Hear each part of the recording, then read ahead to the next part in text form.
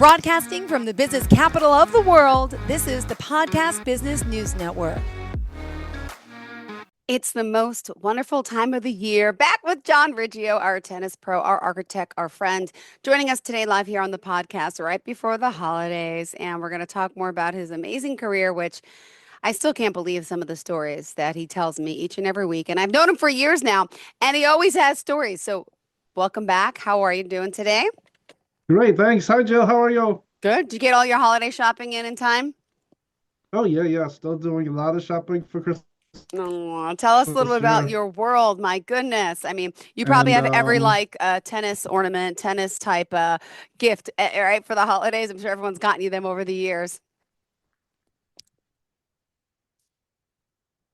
Yeah, now that I've been remembering more tennis, I've been buying more things, tennis, books, tennis, memorabilia from long ago. None of it's my original memorabilia, but yes, I've been buying all kinds of things like that.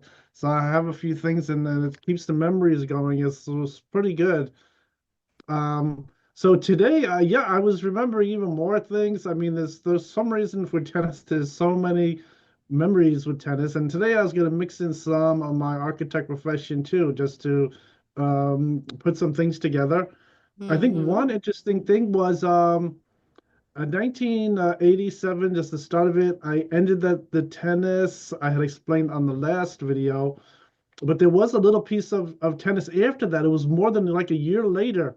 I already gave my rackets away to charity. And I didn't have my rackets. I wasn't playing any tennis. I was just working on my architect profession. And I did receive a phone call that after all that time, someone was still interested in sponsoring me at the Sutton East. So they asked me to come down there playing. I explained I don't have my tennis rackets anymore, and I thought the whole thing was over and everything. So I went there, and they gave me this racket that was just like off the shelf racket. It wasn't like a pro racket or anything. And I played some tennis, and I didn't play too bad. I could still play tennis. I wasn't overweight or anything. I think in the meantime I was working out weights a little too much, so I was starting to get a little muscle mass there, and but they were asking me how long it would take for me to really play tennis. Yeah. And I was just giving them a number. Maybe I need 6 months. They're just like a safe number. Maybe it'd only take 2 weeks. I don't know, but they really have to put together the whole thing. And they just thought it was going to take too long. And now I'm 32 years old. And so I think what they did was they were hoping I maybe would sharpen up my tennis on my own, and maybe buy some rackets or something like that. But I went back, and nothing really happened. And that was sort of like the last time I was there playing. So it was sort of a situation. I wasn't sure. I thought maybe they were testing me to see if I was like a robot that turns on and off as a tennis player. I thought like That's after a great. year I would just go there, I'd turn on and play like it was yesterday, but I really couldn't. I even gave away my rackets. I was really not sure what was happening. And I think years later, I started to build back my rackets again, getting some pro stock rackets in recent years and things like that. But back then, I was wondering what the problem is. They could have just Yeah. given me another pro stock to start playing right away. I don't know what was going on, but I thought something strange was happening. Like maybe they want to see if I could just turn on as a tennis player and then turn off. I was that obviously that really wasn't the truth. What was happening? It was really me playing, and I was really staying in excellent shape and was able to play tennis, really concentrating on my tennis game. That was what was happening back then. So that little piece of tennis again was like in 1999. Okay. So, but I didn't start to play again. I was explaining to them also, I need to really could keep playing and have to come back here like every other day or start playing more and more tennis again. But I don't know. They just thought I would just turn on or something, and that's really what had happened at the end of that. And then also I was just remembering the years there. I think the years between the Mitsubishi contract, which was really big because that put me up at the number one tennis contract in the world. And but there was a lot of like sort of like anxiousness to get that contract going. And by doing that, I kept thinking more and more about it. And so that like little stopping point was pretty big for me. And what happened during that time too was I was calling around, I was calling to my sponsors in Japan, and I was asking them if they know anyone that can sponsor tennis. And they gave me one name there, which was a pretty big businessman in Japan, and I gave them a call and I talked to him directly. So he was nice enough to pick up the phone from when I called him. I went through his secretary and I talked to him directly. He was like owner of a big multi-million dollar corporation there. And I told him the situation with the tennis. And then when I got the tennis going, he had asked me to call him back. And I called him back when I Hmm. got things going again with Leona Helmsley. And I told him, I'm back on playing so he could start his investing with Japan because I had Wow. explained also just because there was like a faulty coach and they Mm-hmm. didn't have too much support, I sort of didn't like the idea of everything just getting stopped there. It wasn't helping me at all. It wasn't making me play tennis. Mm-mm. And any like the 6 month default already went to a lawsuit and they paid the penalty and everything. So, but in the meantime, there was nothing there for me to continue playing. So what happened is by doing this, I was sort of happy. I was trying to make it where they can make good money on this deal, like because in that next chapter with Yona Helmsley, my contract then eventually ended up as getting on another $50 million to 150 million in total, and that usually means that when I'm playing, there's a lot of money going on. They could generate a lot of money as far as sports business is concerned. And so that is why I called him over there. He was sort of happy. I talked to him a few times over those years. In recent years, I haven't called him back. I don't even know forget his name and phone number.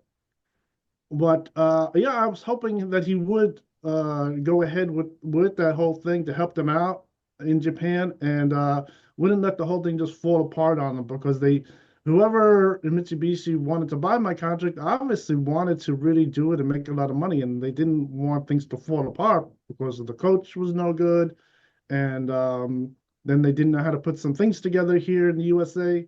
So by calling them, I tried to help them out a little, and so they could sort of benefit from my contract.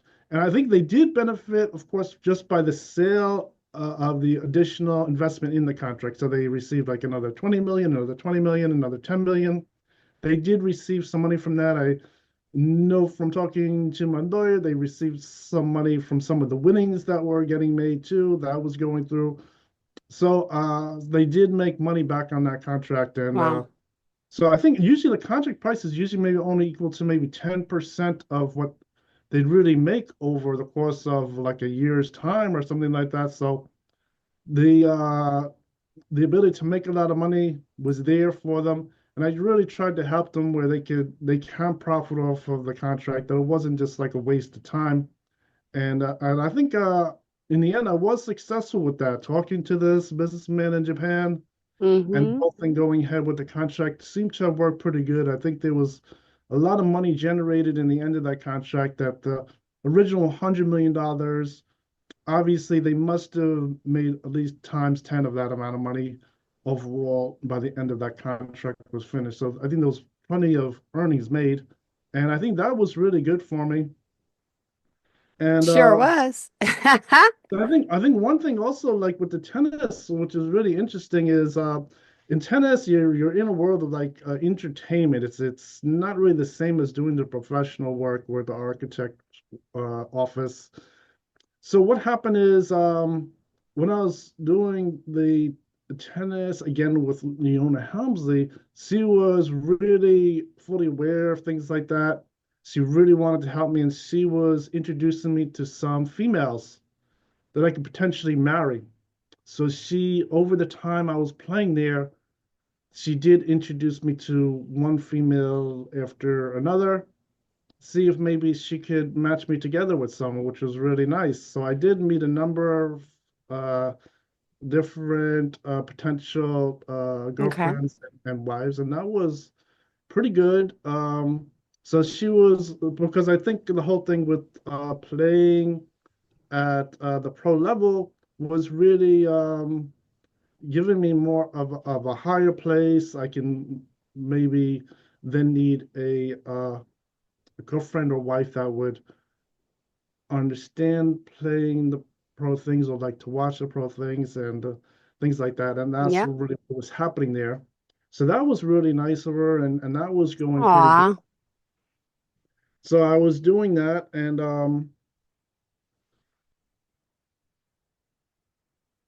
Oh, so I think one interesting thing, there's a whole bunch of stories I remembered. I didn't really, I don't think we talked about all of them, but there was a lot of stories. I think one interesting thing just at that time of going from playing the tennis to doing things with the architect office is I still got the idea that I was still meeting people that were in entertainment. They were sort of like more people you would meet in when I'm playing the pro tennis and things like that. And then I had a new girlfriend that was really like right at the end of my tennis playing, and that was my girlfriend Cindy, and she was involved with these very interesting movies. The movies were made by Andy Sedaris oh wow. in New Orleans, and I think their movies that I think they might have been shown on regular television. They're sort of like these action adventure movies. Hmm. But I think a lot of that watching that kind of movie is very interesting. It was a little like what's going on with pro tennis too. There's a lot of excitement going on. I mean, that was one interesting thing about it. And oh yeah, and then Cindy was also model for the L'Oreal. She was on television with they had those commercials with long, beautiful hair. Yeah. She was one of the models that was on there. And so I that was pretty good. And in fact, she was one of someone I had met previous with the tennis years too. And so that was someone that I knew for a while. Hmm. But that was very interesting, and I think there were some like very interesting things happening. I think These girls, though, clearly, like Cindy, was very secure, right? It's yes, not an easy thing, right, for a woman to be like, "Oh, my man's getting all this attention. He's a celebrity. He's yeah, yeah." But that's awesome. And I know you mentioned Delilah yes, in the past was another one as well. yes. Delighted was, of course, knew all about entertainment world, and she really liked the whole thing with that. So she was there, and my sponsors knew about her, and Hmm. so of course, they were a little sad about what happened that she had passed on, and was hoping I can Yeah. maybe meet someone new with that type Ah. of pro tennis and things like that, and get a new girlfriend that would fit into that slot. That was very nice. So it was working pretty good. And I think one interesting thing about the pro tennis was also years ago, my grandfather used to invest in sports. He had a license to invest in sports, and I think one interesting thing, he doing the sports for him was really another like thing that I'm talking about. That he had a trade job. He had a very hard job. He used to have this manufacturing of custom leather shoes back then, back in 1913, Wow. which is a pretty hard trade. And but I think the hard trade didn't have the other thing where he would have the like the sports. So when he got into sports, he was able to really excel at something. And so what happened with there is he was doing so good that he even had a like a name. He used to like to call himself Rizzo Ah. for his last name, which is very interesting. And he did very nicely investing in some sport players.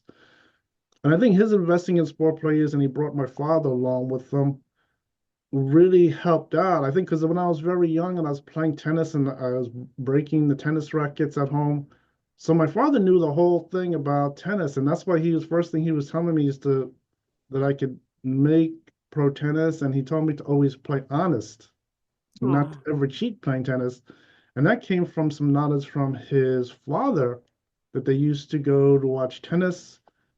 They used to invest in boxers too. They used to help out boxers. mm-hmm. And so usually boxing and tennis somehow are very similar as far as that's concerned, as far as people sponsoring them. And I think so they were doing very good. I think all the discussion about sponsors, like I'm talking about, like if you don't have a sponsor, you can't play. So they were really helping some people out by helping them with their game. They can play the pro sports. Yeah, And he was able to, my grandfather was able to make some pretty good yeah. extra money on that. He was, had a nice car and a nice house at that point. Aw, And, I think that was really something very interesting. So I think that little piece of history was pretty good. I didn't think about it too much over the years, but I know that knowledge of also of not cheating and playing good is really what people want to see, and they want to see if you have the ability to play a sport, particularly tennis, that you're not cheating and that you can or someone that they can really sponsor, and that is the best way to play. I think I described people, they catch them cheating, it becomes a big thing. They could get canceled contracts, they're not playing anymore. It's really no good for anyone to do that. So that was one thing, and I think that is really interesting. So I think so there were some interesting things going on. I think I was talking about one thing was my last sponsor was having some problems in the end that he didn't want to keep the sport business. And one pressure that he was getting, he was receiving threats. Whenever I oh, won a tournament, they were calling him mm-hmm. and he was receiving threats on the phone. And so I think this happened where he ended up having to get some security guards. And so that whole thing was putting a lot of pressure on him too. It was Oh, affecting him. I think something like that might have to take like maybe more experience, more advice on how to really battle those kind of problems. And that's what I was saying about having sponsors yeah, that could really handle all those different things was very important. So that was one thing complicating his work as a sponsor for me, and that was one interesting thing. I think there were some things I just didn't talk about them over the years yet, uh, but there was one interesting thing that happened that was really pretty bad. mm. And I think since they controlled the news there with the sports, where I would say I would receive some like a they would have a news reporter come ask me some questions like interview, but this type of event, it wasn't on the news, but it was pretty bad. I had won a tournament and I exited the tournament. I'm in the lobby there and there's like maybe 100 people there. They're all congratulating me, they're all saying, I did great, and they were watching me. It was probably on television too. And I remember someone came up and acting like they were my fan. It was a male, maybe the same age as me, maybe a little older than me, had walked up to me. And Wow. he was acting like he was going to congratulate me. And in fact, what happened is he had a knife on him. Oh my And gosh. yes, yes. So what happened is Oh, I really just had to punch him right in the nose and knock him out. Shut oh him dead. my gosh. Yeah, yeah. And he fell down in front of everyone there. I think Okay, these I stories, I mean, amazing. Yeah, it was really amazing. I think so. It's pretty good that it wasn't really in the news. That it would have been a big thing because like something like that was in the news, then it would affect my tennis game, and they could make a big thing about it. But I think that is one thing because I think I had described all things happening to my sponsors, but there were different events like that happening to me too, and it didn't stop me from playing. I wasn't afraid of anything happening to me. That was a pretty big event because it happened right in front of everybody who was there. And so this person didn't Wow. I forget what happened, but after he exited there somehow. I don't know if they had security there or what happened. And I think after that, I think they were watching the who was walking into the area a little more closely. After that, they wanted to see who was coming near me a little more. I didn't have any bodyguards or security around me in particular, but I think they were watching a little more to the entrance after that. So this one, someone did get in and really tried to make an attack on me, after winning the tournament, trying to ruin things for me. But it didn't happen, so they weren't successful in doing anything to me, so that was pretty good. And so that was a pretty big event, and so they were trying to attack me and do things directly to me. It was very interesting what was happening there. And so then another thing that was interesting is as I was getting into architect work, I didn't really think about my career too much, about tennis players. But on some projects, the GC that I was doing the job with, he used to play some tennis, pro tennis back in the 70s. And on some jobs, I had the plumber was used to play Major League Baseball. Another job, the electrician used to play Major League Baseball. And I had some clients. One client was also a pro athlete too. And Wow. I think for him also it was the same type of idea. He really wasn't shouting that he was a pro tennis player. He just by conversation he told me. And the reason why he this came up is because he took this vacation over to the Caribbean, and unfortunately him and his wife they ended up getting poisoned, and they got sick over it and everything like that, which was pretty bad. And and I think that type of thing, which is this thing with going on vacation and something happens, is it was pretty bad. I didn't put the pieces together, but there was another coach. It was the head coach of the tennis at the National Tennis Center. So back in 1985, the head coach there, which really he liked my tennis playing. He thought I was an excellent tennis player. That's why he approved the whole thing with me having my own court there. And unfortunately, he went on some vacation with Oh some no. other coaches, and they weren't even all in tennis. They were in different sports. So this was like a pretty big thing. This was like the head coaches of Okay. sports. Unfortunately, when they came back from vacation, it turns out they think he must have been poisoned or something.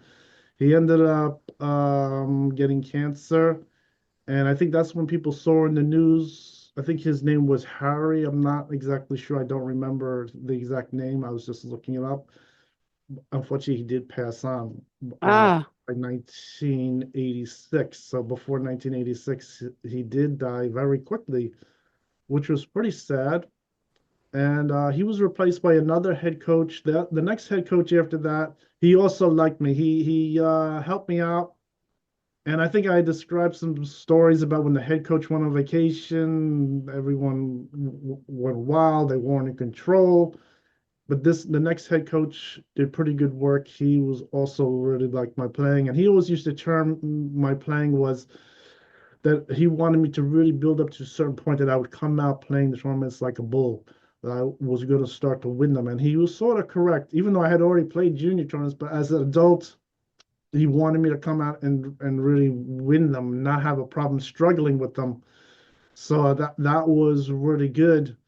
I think some players at that point in the adult league, they were wondering why I was teaching them, and they didn't see me playing in one of the tournaments recently, and it's because it just only took like maybe 2 3 months for me to get to a certain point where they had me play so many tournaments. I that no one would believe. I don't know if anyone even played that many tournaments, winning um like about approximately 115 as an adult player and 40 as a junior. So that was really amazing. So I think those were interesting things that were taking place. So I think with the pro tennis, with an architect, well, yeah, I knew a lot of different pro players. I think some of the pro players, a lot of them were coming from New York Mets, Yep. some from the Yankees, and some are from other sports. Some did play professional football and things like that. And So a lot of different players, they also gave a try at playing some pro tennis too.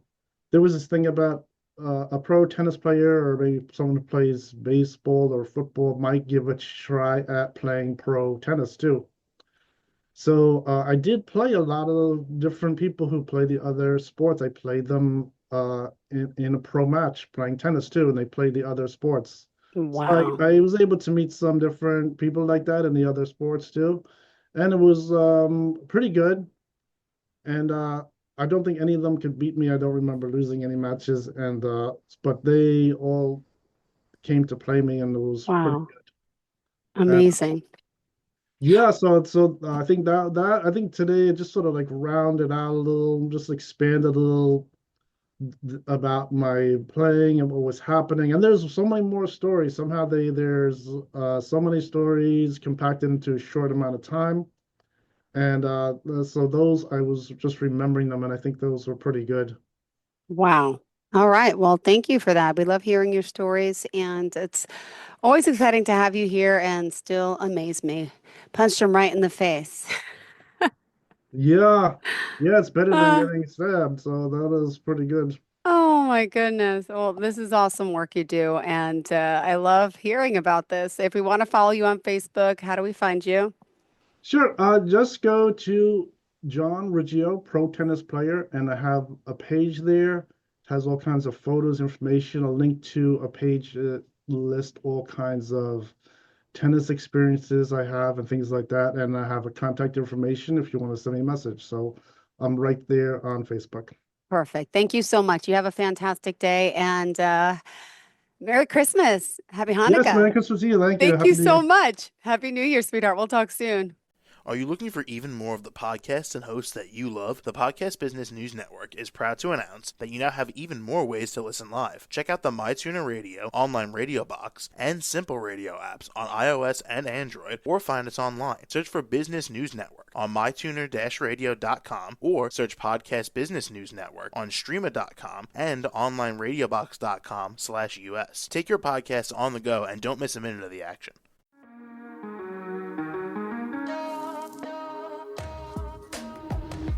Broadcasting from the business capital of the world, this is the Podcast Business News Network. For nearly 2,000 severely injured veterans, everyday life has become filled with barriers. Day-to-day simple tasks can become pretty daunting. I have to carry my chair up 2 flights of steps or have somebody do it for me. What scares me the most is just the falling. When I'm struggling with my house, I think, to have that one great barrier just knocked down, it's crucial. Home for Our Troops is a wonderful nonprofit that builds a Mortgage-free, fully adaptive, handicap-accessible house. And there's no catch. It'll be our very first home that we've ever owned. This is a game changer. This is where your life begins again. We need you to join us in completing this important mission. Please visit hfotusa.org and help build homes and rebuild lives. Because of you, everything's going to be okay.